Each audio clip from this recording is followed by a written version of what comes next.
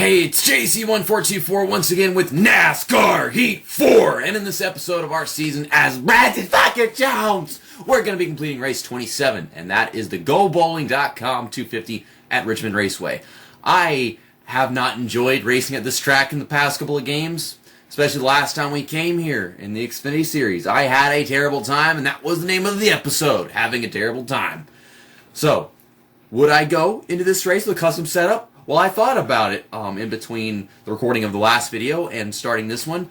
And then I won 11 races in the first 26 races of the season. So I don't want to back down from whatever abuse this game wants to offer me to make it more difficult to win this championship.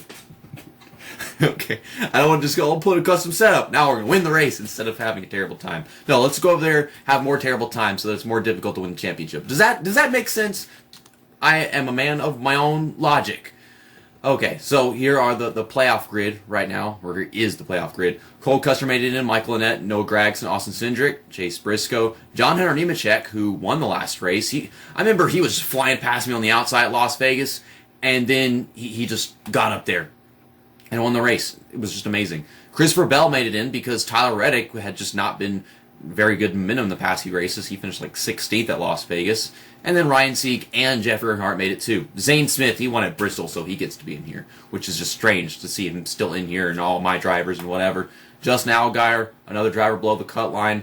I want to see Justin Allgaier, Ryan Sieg, Jeffrey Earnhardt get in there, but I don't really care for Zane Smith. It's just wishful thinking whenever there's three drivers that I want in there. So hopefully just Ryan Sieg and Jeffrey Earnhardt at the least. But let's get out of here.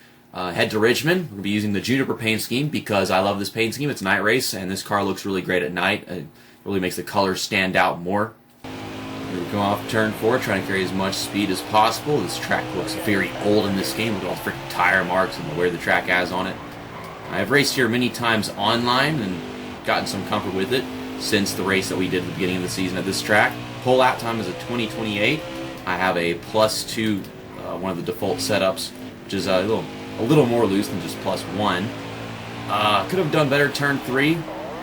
We are 1.4 seconds off the pole time, 26th. Having a terrible time. Part 2. We have so many episode titles where there's just another part. So I have to go back to having a terrible time episode at Richmond earlier on in the season and make sure that I add a part 1 to it. I didn't realize this was going to be happening. Itchy Steve, run 23rd. Okay. That's how far back I am that I'm looking at these drivers. Christopher Bell, 11th.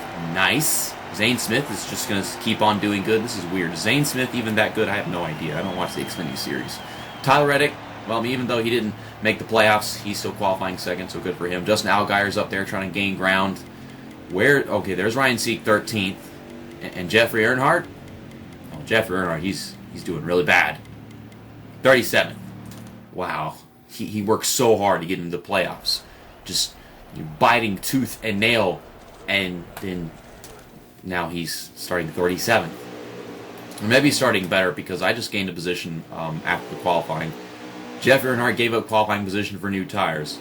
I can't blame him for that because he was starting at the back of the field. Someone got sent to the back, so I'm pretty sure like he gets to keep the same position or something. Or maybe we'd still have to start behind them because he was already behind them to begin with. I have no idea. He was already at the back of the field, so getting new tires, maybe it's an advantage. Funny part is, if you look right here, 100% all tires. So we have fresh tires. Do they have worn tires to start the race, or are they just full of crap? They should really look into that with NASCAR Heat 5, but I doubt they will. Not going to go as technical as NASCAR, the game inside line, or NASCAR 14, 15. They will that crap. You qualified and you have the same tires that you qualified with. So, I've got some fresh tires, a looser setup than we came here last time, unless I had it like +2 in qualifying and then changed it to +1 afterwards, because it was +1 whenever I got here, and I decided to lower it down so I could get the corners better. But that's what we're going to race with. When the tires get worn, that'd probably be scary. I'm trying to gain positions, and right now I really don't feel like I'm getting anywhere. When their tires start wearing down, we could start accomplishing things, because that's always the case. But for now, I'm just going to try to manage. Dive it into turn 1. Of course, I hit the apron. Bump into Morgan Shepherd. I don't gain that spot, and Timmy Hill gets back around me. Or Austin Hill. Timmy Hill. No, Austin Hill's 61 car. That's Timmy Hill. and I am sending him hard to the wall. Did I really do anything right there?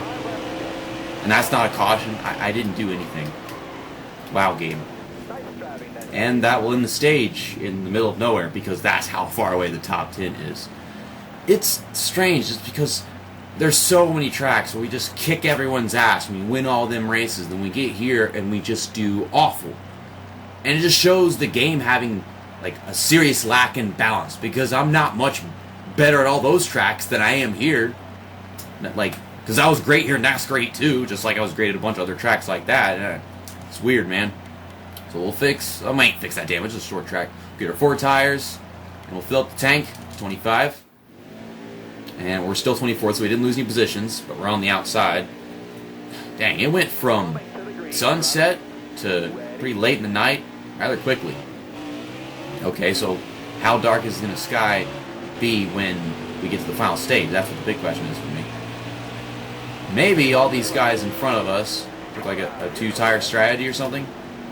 Well, they did come out in front of me, so I have no idea. If they came out in front of me, then they came out in front of me. But I have no idea if like they might have taken like just 2 tires, some of them, and I could possibly gain a bunch of spots. But it's important right now because we're in the playoffs, so we got to do something. It seems we've reached that point in the stage finally. It took about 9 laps, but their tires are starting to fall off, so we get back around the 15 of person with name I don't know yet. Oh, BJ McLeod. All these red cars with yellow numbers. Ross Chastain, Itchy Steve, BJ McLeod, and well, of course it ends before we get to the line because the top 10 and such. So 23rd. I started 25th. Well, not 26th, 25th, because someone fell back. We gained 2 positions in the 18 laps, 17 laps we've run, however many. I haven't been counting. I don't remember how many were in the first stage at this point. See, like no one else is pitting. You know, no one in front of us. Maybe someone behind us. No, not one single driver is pitting, and Jeff Earnhardt's in last place, by the way. He's not DNF'd, he's just in last place. So we're going to repair the damage, get a full tank of fuel, 4 tires. We're going to go to the back, and I'm going to fly through the field. I'm going to fly through the field like Batman. Batman doesn't even fly, but that's what I'm going to do.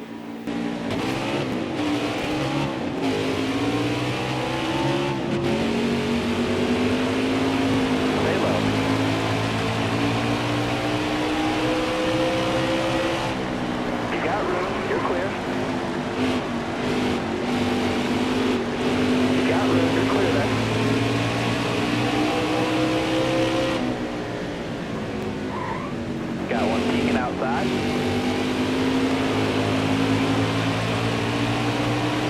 Set to go. Clear high, bud. Outside, outside.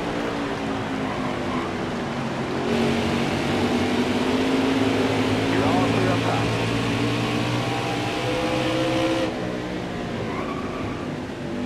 Hold your line. Got 1 outside.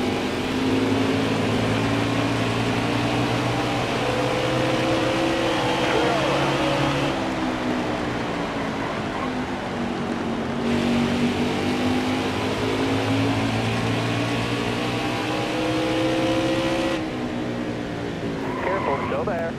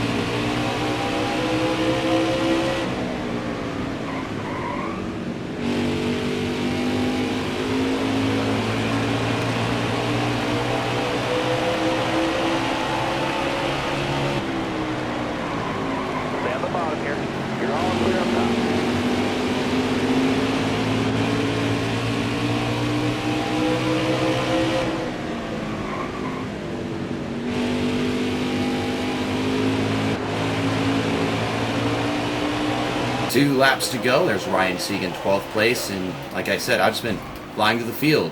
I could not get my car to do what I wanted to do going into turn 1. Just when I start talking, I just fuck up big time.